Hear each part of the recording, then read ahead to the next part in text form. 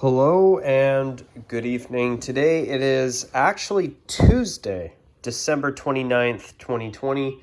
Now, I understand that this weekly roundup video, which is what this video is going to be will be a couple days late. However, I thought I'd do it anyway because this is the final weekly roundup video that I will be doing in 2020. I'm going to see how we are for time. I might do a little bit of a look back on the year, but I'm probably going to do what I've been doing in recent years, where I've been just doing a special video to say, hey, looking back at the year, this is how things have been. And, there's some things here that I did better than the previous year, or this was a record year for videos or whatever. I do intend to do that for New Year's, but we'll see. There is one major thing that I do want to make sure that I acknowledge before I go on in this video, and it has to do with people's comments on my videos. I just want to quickly take a moment to just let you all know that if I haven't been responding to you as of late, it's not you. I just haven't had time to go in and update video titles and all that. I'm hoping to find some time to do that here in the next 1 to 3 days. That's what I'm aiming for. But there is some stuff that I've been needing to get done, and I've been trying to take care of all of that before New Year's, trying to get all that 2020 stuff I want to get done now rather than later. So I'm going to do my best to respond to as many of you as I can in the coming days, but I can't guarantee it. I'm just trying to make sure that I'm trying to make sure I get some time to do that. I really want to. I really like to respond to people. Well, people's good comments. There are some nasty ones I have received in 2020 that those ones were not pleasant, but it comes with the territory of making content on the internet. You're going to get people like that no matter where you go, even in real life too. But yeah, I'm going to try and update a bunch of titles. I'm going to try and update my list of unresponded comments, and I'm going to try to respond to you guys.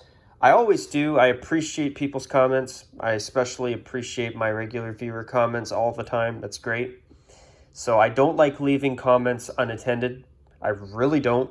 So I'm going to do my best to get to you hopefully as soon as I can. If I can't, I apologize, but it's basically a matter of me trying to find time to get everything I want to get done. So I'm going to be quickly going through the NFL uniform matchups this week, the final week of 2020. Thank God. I can't wait for this year to be over. And, okay.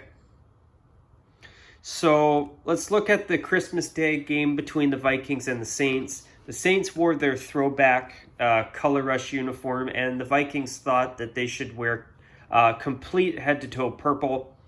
So the Vikings in monochrome purple, I don't like at all. And the Saints need at least a contrasting gold sock or a black sock. And I'm just sick of the Saints and their goddamn monochrome. Maybe I should do a rant on that. That might be entertaining. But yeah, I hope that the Saints are getting ready to lay down the groundwork to just do what the Calgary Flames have done and go full retro. Same with the Dolphins. Their retros are so beautiful. Moving on to the Buccaneers and the Lions. The Buccaneers looked good, but I'm sick of the Lions uniforms, and I'm very sick of their monochrome gray alternate. I think it sucks.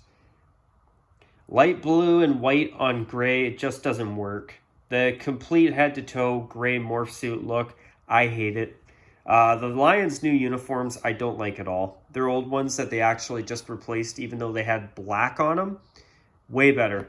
And I actually wish that the Detroit Lions would actually bring out the black color rush uniform they were supposed to wear 5 years ago. 4 or 5 years ago now, I can't remember. Because as much as I don't think the Lions need black, I'd rather see them in a monochrome black color rush uniform than a gray one. Moving on, hopefully this is the last year that we see Arizona wearing their awful Reebok era uniforms. The Cardinals need something way more traditional looking. The 49ers are the 49ers. They always look good unless they wear that awful black alternate, which thankfully I think they retired it quietly. Now to a game that I saw on Saturday, it was very impressive to see the Dolphins come back and beat the Raiders 26-25. And I'm amazed at the fact that there are 4 teams in the AFC playoff race right now that are 10-5. That's insane. But I'm hoping that the teams that make it are Miami and Cleveland. And who are the other teams fighting for those spots? Indianapolis and Baltimore. I don't care which of those 2 teams make it or don't make it, but I really want to see Miami and Cleveland, especially the Browns, make the playoffs. Their fan base has been waiting far too long for a playoff team. It's time. They deserve it. They really, really deserve it. But speaking of the Dolphins, their uniform on Saturday night looked like this. The jersey and the helmet were white. Everything below the waist was teal.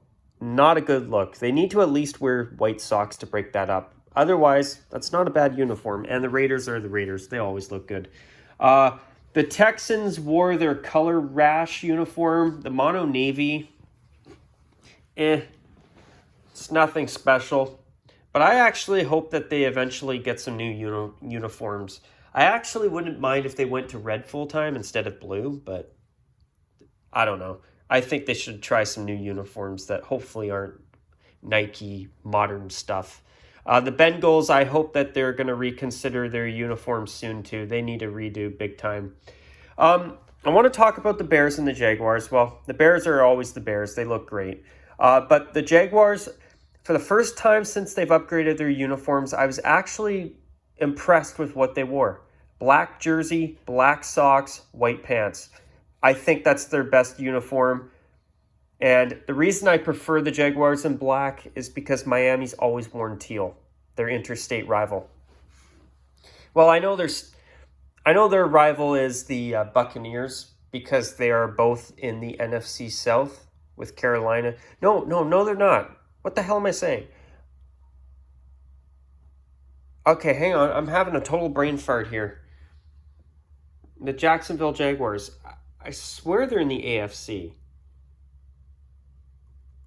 Oh, God. Here, I better look this up. I don't want to get this wrong. Yes, they are. Okay, they are in the AFC South. They're not in the same division as the Dolphins? Huh. Oh, yeah, that's right. Sorry, I had a brain fart there. I just completely forgot. I'm amazed that the Dolphins and the Jaguars are not in the same division. That's crazy. Because who else is in the AFC South? You've got Jacksonville. I think Houston's in the South. And who else is in the AFC South? Indianapolis is one. And, okay, Tennessee, I think. Correct me if I'm wrong. But, yeah, the Jaguars. Their black jersey with white pants and black socks is the best they've looked in a long time, in my opinion. The Falcons just seem to want to wear monochrome all the time, and the sad part is if they would wear their away uniform with either black socks or even black pants, the uniform overall is not as bad as I thought. And the Chiefs are the Chiefs. As long as they don't wear monochrome red, they always look great. The Browns went white jersey, white pants, white socks. Looked great. And the Jets went completely green and went with a green Power Ranger look. And they actually got a second win. And unfortunately, Cleveland was a bit short-staffed on Sunday, if I remember correctly, because of the COVID protocols. And I think they had some positive tests or something, which is unfortunate. I was actually really hoping to see the Browns win that game so that they could actually basically clinch a playoff spot or have a better chance to. The Steelers-Colts game looked terrific. The Giants and the Ravens, those are two teams that I hope change their uniforms. The Giants' uniforms are good, but I don't like that they're mismatched. Their color rush throwback is much nicer in my opinion, and the Ravens, they need something new. The Broncos, speaking of teams that need something new, they wore their away uniform with navy socks, which is a plus. Not good. The Chargers in powdered blue looks really good with white pants. The Washington football team wore their regular home uniform without the burgundy pants. That was good, but the Panthers need to learn how to properly match their elements of their uniforms because their jerseys look great. It's when they do stupid things like black pants and socks that it ruins their look, and it ruins a great look in my opinion. The Seahawks and the Rams. The Rams in monochrome bone absolutely are a joke. Their uniforms suck. Seattle in monochrome navy, that's the only time their home uniform actually looks all right. But I wish they would wear it with neon socks, the action green socks, just to add a little bit of pizzazz, a little bit of color, a little bit of contrast. I think that would be better. The Cowboys and Eagles, I noticed the Eagles have been pretty traditional with their uniforms overall, even though their jerseys were made in the 90s. They've had them since the 90s, but the way they dress, the contrasting elements, they stay pretty traditional. And I'm kind of starting to wonder if maybe the Eagles might be getting ready for a redesign soon. It wouldn't surprise me. The Cowboys, the new pants are much better. The Titans wore their away jersey with navy blue pants and socks. They should just either wear complete white socks or powdered blue socks there. But the Packers looked great. And finally, the Bills actually wore white socks with their blue pants this time to match with their white jersey and helmet. Looked good. The Patriots, not only did they miss the playoffs, but in my opinion, they got a good punishment for not wearing contrasting pants or having a contrasting pant option to go with their home uniform. And let's just say I might have just given you guys a little bit of a sneak peek at an upcoming video with what I just said there. So here's a little bit of a holiday scenery, I guess, for the rest of this video. So I want to talk about the World Juniors. First off, it is so damn nice to see some hockey again. But I have to be honest, I've been really missing the Spengler Cup. Even today, I had to go out this morning, and when I got home, I decided to go home and have a nap. And if the Spengler Cup was on this year, I would have stayed up and watched a Spengler Cup game, even if Canada wasn't playing. I gotta say that I missed that tournament. But something else with the World Juniors, I'm very impressed with the IIHF for the fact that they were able to figure out the logistics and make this World Junior tournament happen in Edmonton. But I really, really hope that both Edmonton and Red Deer get another opportunity to host in the not too distant future once this pandemic is over, because I feel really bad for the hockey fans that would have gone and seen the games in Edmonton and Red Deer. And I feel really bad for those two cities not getting a chance to have a normal World Junior tournament in terms of hosting duties. So that sucks.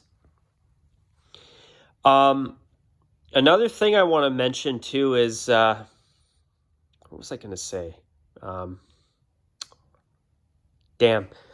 yeah, I remember. I've been thinking about it a little bit so far with the World Juniors, but I actually am kind of surprised that the IIHF hasn't had more events in the US. I'm surprised that we haven't seen a World Juniors in California, for example. I'm surprised that we haven't seen one in Washington State. I mean, we might be more likely to see that once the Seattle NHL team starts playing. And maybe even, places like, I know Buffalo hosted recently. Buffalo, Ontario. Sorry, New York. Wink, wink, nudge, nudge. If you'd have to understand the joke to get it. But yeah, I'm surprised that we haven't seen California or even Washington State or even Oregon host a World Juniors. I'm surprised. We haven't seen a World Juniors in Utah or Colorado. I'm very surprised we haven't seen a tournament in Colorado yet.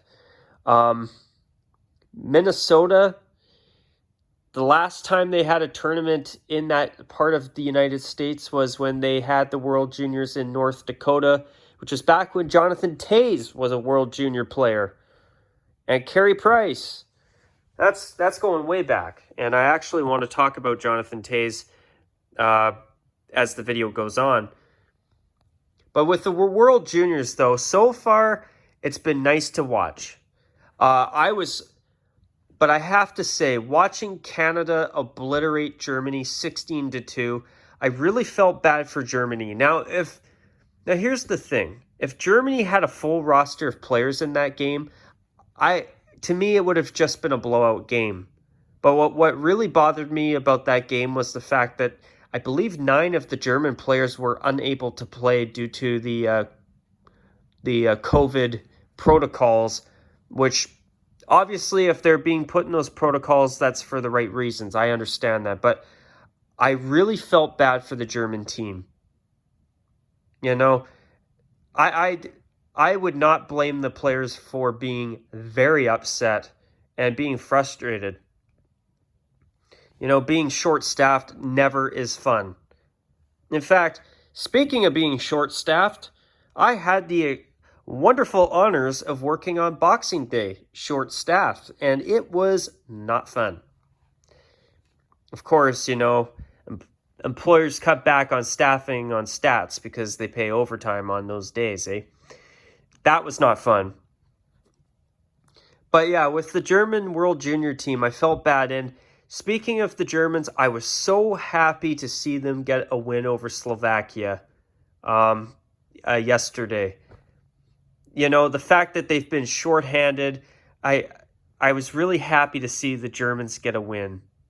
That really made me happy. I was happy for that team. They've been through a lot, being short-staffed and undermanned, having multiple players off of their roster due to the pandemic and the protocols the IIHF has to keep the players from hopefully never having to go through the hell of getting that virus. And to see the German team work so hard and get that victory, I was very happy for them. I was actually rooting for them that entire game. I'm so glad they pulled off the upset. I really am. With Canada, they smoked the Germans, but I was very happy that their game against Slovakia was only a 3-1 win rather than some mega blowout, because that, in my opinion, is really good for the Canadian team because that actually made them have to work a lot harder. And the thing that I notice with our Canadian teams at the World Juniors is that a lot of times they'll be put into games against teams that really, basically, as long as the Canadian team shows up, they win. And then they play an actual team that is legitimate, that is very good, and they are so unprepared and so rusty that they go in and Canada loses. And for example, they have a very early exit from the World Juniors like they did a couple of years ago when the tournament was in Vancouver. That was a joke. That team just completely fell apart, and that sucked. With Canada, They had the 16-2 game against Germany. I knew that with how understaffed, or the fact that they were shorthanded 9 players, of course Germany was going to get annihilated. I mean, and then playing Slovakia, I was happy to see Slovakia really give Canada a good fight to get them more prepared for the quarterfinal round. That, to me, was really good. But now today, I was very surprised with the fact that Canada was able to smoke Switzerland 10-0. Why am I surprised? Because for whatever reason, Switzerland, for the longest time, as long as I can remember, whether it's World Juniors, World Hockey Championship, or Olympics or anything, I've always found that the Swiss sometimes give the Canadian teams trouble. And I was very surprised that Switzerland was able to defeat I was very shocked that Canada was able to smoke Switzerland 10-0 today. I was thinking maybe they'd win the game because I know that I've noticed the Swiss team hasn't been very good this year. I've noticed that. And sometimes even Canada, we have bad years. For example, that 2019 World Juniors in Vancouver. I got more joy watching the Kazakhstan team than watching Team Canada completely get eliminated before the medal round. That sucked.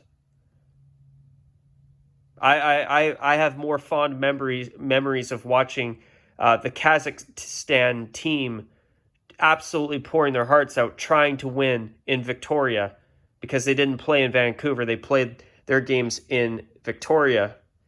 Then watching Canada do their thing in the round robin and then lose and get upset in the quarterfinal round.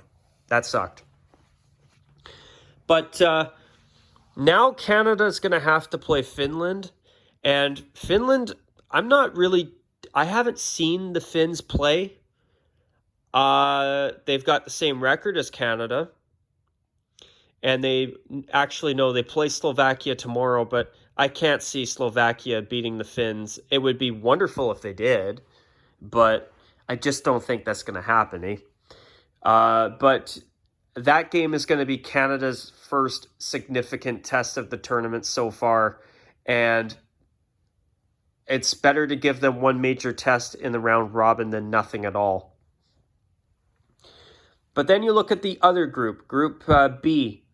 You've got the United States, you've got Sweden, you've got Russia, and you've got the Czech Republic. And then, of course, you've got Austria at the bottom. I mean, they got spanked 7-1 against the Russians, and I just watched that about an hour ago as I'm filming this. So, you've got 4 very good teams in that pool. I expect that when the playoffs or the quarterfinal round happens, the only of the 4 teams in Group B, Sweden, the U.S., the Czech Republic, and Russia, most of those teams are going to move on to the semifinal round. But I was also very surprised with the Czech Republic. I was very happy to see them defeat Russia yesterday. That was awesome. Or the other day. Can't remember. So that was really good. I was happy for the Czechs. It was nice to see them an upset for a change. But yeah, I mean, I noticed that the Americans, they smoked Austria. Of course they did. They smoked the Czechs today, and that sucked. But I actually would not be shocked if the Americans end up winning this year. They look like a really good team. And I think compared to Canada, the Americans have had way, way tougher competition in the round robin than the Canadians have. And I think they're more prepared and they're playing a higher level of hockey because they literally have to just to win. So it'll be interesting to see how that turns out. But my prediction is the Americans are going to win. That's my prediction. They look really good. Now, moving on, there's something else I want to say I noticed that Canada has been wearing their heritage uniform. Both games they've worn a colored jersey so far has been with their new heritage uniform. And I gotta say, it looks much better than their regular red uniform, but I don't like how the maple leaf on the sleeves is so low down. It needs to be way further up. And Nick, to my viewer Nick, I totally agree with you. It looks too much like a Walmart jersey, even though I think it's way better than their regular red jersey, to be honest. I'd be curious to see if Canada dons either their regular red uniform or their black uniform for their upcoming game against the Finns. Maybe with the pandemic, I could see them wearing only 2 uniforms too. Time will tell. But yeah, I found that interesting that they've been pushing the heritage uniform as their only colored uniform so far. I mean, it's better than their red one, but will we see the other 2 jerseys? I wouldn't be surprised if we don't, due to the situation we're in right now with the pandemic and the fact that they have to play in a bubble. So I got that off. I want to talk a little bit about the helmet ads again. Something that's been bothering me a little bit is, I'm not going to name certain channels, but I noticed that a lot of people haven't really been talking about the helmet ads that the NHL has allowed. And I'm really surprised. I'm actually a little bit disappointed. Because yes, I understand that the helmet is better than a jersey ad. And I think everybody agrees with that. But to me, any ad is a reason to be cautious and not to trust the NHL. What concerns me is that, they use them now, which, with no fans in their buildings, I get it. But what happens when fans come back? Are they going to get rid of those ads? I believe that they probably won't. I'll believe it when I see it if they do. And that's been one thing about the NHL that's been bugging me a fair bit. What else was I going to say? Edmonton's goal horn. Something about it, it irritates me. I hate the sound of it. I just don't like Edmonton's goal horn. Ever since they've moved to their new arena, their new goal horn just sounds bad. And it's kind of almost like, I find it's so annoying to listen to every time a team scores in the World Juniors so far. I hate it. Really, it sounds irritating. What else was I going to say? Well, I want to go back and talk about Boxing Day. I had to work Boxing Day, and I have never dealt with so many ignorant people and rude, cranky customers in my time in retail. I've never had to deal with so many awful customers. You had customers having arguments over lineups, acting like school-aged children. And and of course, there's a customer that came in who was basically refusing to put on a mask. And then I had to watch a coworker and a manager get into an argument with that customer. And it's just, my goodness, the arguments that people are having over this stuff, it's really, really troubling to me. I mean, how do I even say this? But I could hardly wait for the holiday season to end.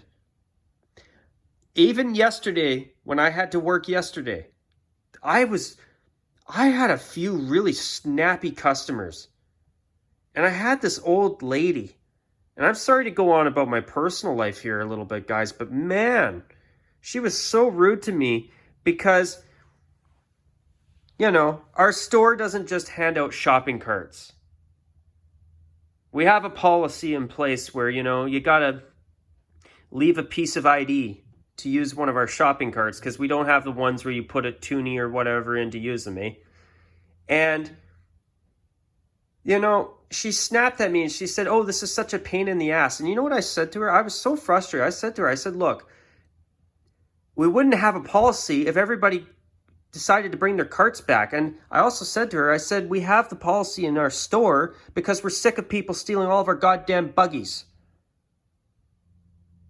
I mean, I didn't yell at her, but I did use a tone to say, "Hey, you're starting to irritate me a little bit." Because obviously when you're dealing with customers, you got to be nice. If you start, telling them to F off or bake them off or yell at them, that's not good. And I wouldn't want to be treated like that. I don't recommend doing that to people. And it's never a nice experience when people are coarse with you. But as I say that, sometimes when you're on the other end, you get fed up with people. And I just hope that everybody watching this video just, I understand the holidays are very stressful this year, but just stay calm. If there's a lineup, it's better than, it's not worth getting into an argument over stupid little petty stuff like a shopping cart or whatever. But, I don't know. The arguments I've been hearing from customers over the past week at my work have been really frustrating. And this has been one of the worst years I've ever seen. Actually, this has been the worst holiday season I've ever seen for customers in terms of their attitudes and their moods. A lot of people have been in really rotten moods, and I can understand why. I understand circumstances we are in have been hard on everybody. They have. But I gotta say, folks, it's been a brutal week and a half. I'm not gonna lie. It's been a brutal week and a half. And I can just hardly wait for this holiday season to end. In fact, I can hardly wait for this whole frickin' year to be done. I'm sick of 2020. I started the year thinking that this would be the beginning of a new start for me in a lot of ways. Instead, I've been going between home and work all year long and doing nothing else due to what we're in right now. Like everybody else. I mean, we are all on the same boat. I understand that, but, and another thing that's been bothering me too, to be honest, is that I had to work on Boxing Day, and I was so disappointed to see how many people were in the shopping mall that I was working at. Because I do go between multiple stores. And, it was really frustrating. And I did not like seeing how many people just said, "Screw it. I'm going out to look for bargains." We're in the middle of a pandemic. The cases are just exploding. And I get it. People, sometimes we need to go out and get stuff. I get it. It sucks being stuck in your home all day, every day. But it's just all these people congregating to one place. It's damn. And, I just seeing and being snapped at and people mouthing you off all day. Man, I can hardly wait for all these people to have to go back to work. Seriously. Take your bad attitudes and leave it at home. Take your bad attitudes and find a way to work out your problems without taking it out on other people. Durr! End of that rant. Sorry, guys, but I had to get it off my chest. It's been a bit of a frustrating week. A really frustrating week, I might add. But guys,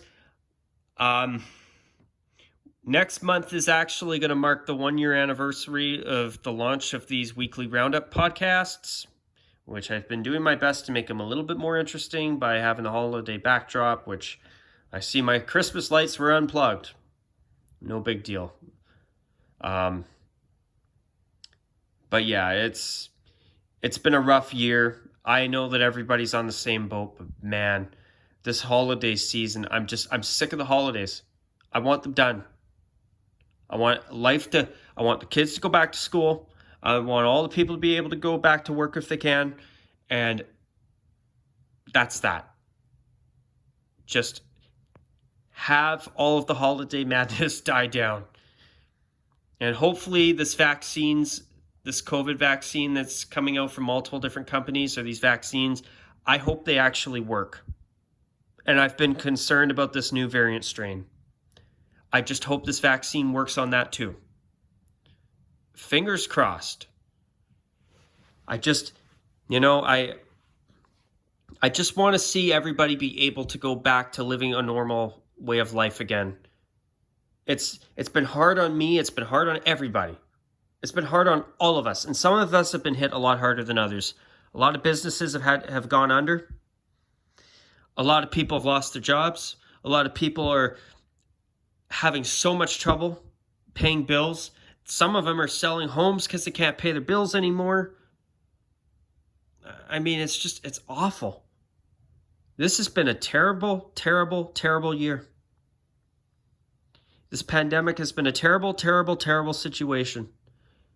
And I just hope that everybody can keep themselves as calm as possible, keep it together, not get this damn virus, and just hopefully by this time next year, we will be able to go back to complaining about regular stuff.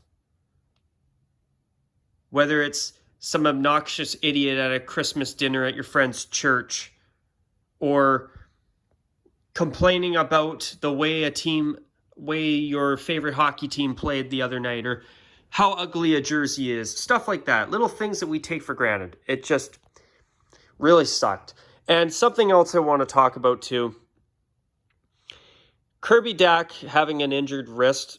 He could be gone the entire all of next season for the Blackhawks. That's a big loss. But speaking of Chicago, there's something that's been bugging me a bit today. Not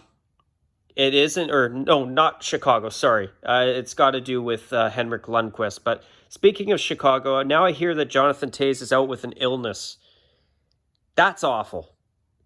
And I just hope that guy is okay. When I hear mystery illness, that could be all kinds of terrible things potentially. When I think of that, I just hope that guy's all right. But the biggest thing that's been bothering me this week in sports in general has been Henrik Lundqvist. Supposedly now he has to have open heart surgery. I believe the guy's in his early 40s. And I find it really troubling because unlike a lot of men in their 40s and 50s that end up having to sadly have some type of major open heart procedure, Henrik Lundqvist is basically at the peak of good health. He is at an excellent body weight. He is in excellent physical condition. And this guy has to now have a procedure on his heart. That, you know what, I gotta be honest, that's been bothering me since I heard about it. I feel so bad for that guy. And, I understand that a lot of times people in their 40s and 50s, usually more often than not, a lot of heart issues that are caused by lifestyle choices and bad diets. A lot of times.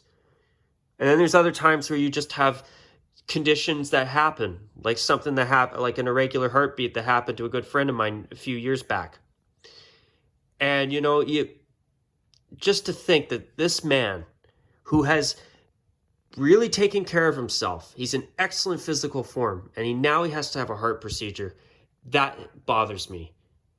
And another thing that I've been noticing since I'm on the topic, and yes, I've been talking for 39 minutes, but I don't even care about the length of this video, to be honest. I just want to get this stuff off my chest, but no pun intended there. I don't mean that in any way to try and be comical, because I don't. But I've been noticing over the past 10 years, a lot of athletes have been coming down with heart conditions. I wonder why. That's something that I hope that we start to figure out. Because Are they overexerting in their workouts? Is the new technologies and the new abilities and the new levels of fitness that people are being required to do, is that too much strain on hearts? Could that be it? Is there something else? Is there lifestyle choices now compared to before, like say 30, 40 years ago, that are now that people are doing them, now we're starting to see an effect on people's hearts?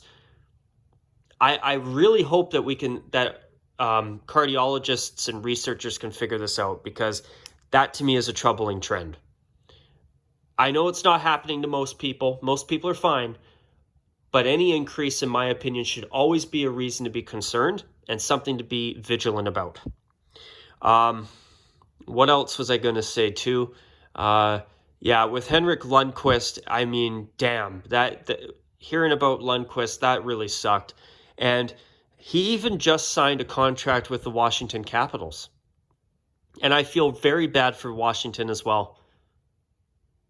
And, you know, it kills me to say this, but I really hope that he will not have to retire. But I would rather him retire than him lose his life trying to play the sport that he loves. I hope that it won't have to come to that, but I think it was also Alex Pietrangelo.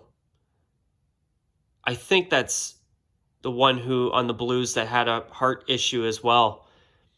And see what I mean? This is something that I've been thinking about lately throughout 2020, and I'm noticing it's like, why are these young athletes or young to middle-aged athletes that are supposed to be in such pristine condition and in good health having these conditions? It seems like it's happening more now than before. Like, say, even 10, 15, 20 years ago. And I'm sorry to be going on about health. I mean, I'm not some health expert or anything like that, but I'm just saying, I've been thinking about that since I'm on the topic of Henrik Lundqvist, and I find it troubling. I really find it troubling. It even happened to Rich Peverly, and my God, it's really, really unfortunate. It really is. But anyway, I'm sorry to be talking about depressing stuff, but it's been on my mind.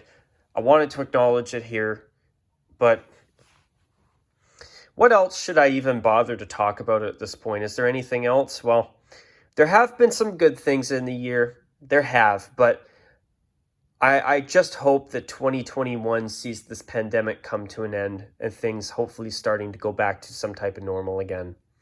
My fingers are crossed, even though you can't see them here. But anyways, guys, I'm sure most of you did not bother to stick around till the end of the video. If you did, I tip my hat to you and I thank you for your time, and I hope you enjoyed what I had to talk about. If you've got anything you want to comment about, if you've stuck around or you cut the video off 20 minutes, after 20 minutes or whatever, jump to the end. If you've got anything to comment on, feel free to comment below. Maybe by the time you comment, I might actually be responding to your comments for a change. But anyways, guys, I will finally wrap this video up. Yeah, it's been a tough year. This week's been a frustrating week for me, and you know, this situation sucks. All around, it's been frustrating as of late. But anyways, guys, hopefully here's to a better year next year. And that's what we always say, us BC sports fans. We say that's our favorite phrase every year when it comes to our sports teams. Maybe next year will be a better year. Well, the way things are going, we'd be lucky to see a team win something on a day other than the 12th of never. Anyways, on that note, that's a wrap for this ultra long video, but I thought I'd put it together anyway. Might as well have some type of roundup of the year, I guess. Whatever. It is what it is. But anyways, guys, I've been talking for 45 minutes. I'm done for now. As the YouTuber, The Critical Drinker would say, that's all for today. Go away now. Anyway, on that note, you guys, take care. And as always, if there's anybody still watching this, bye for now.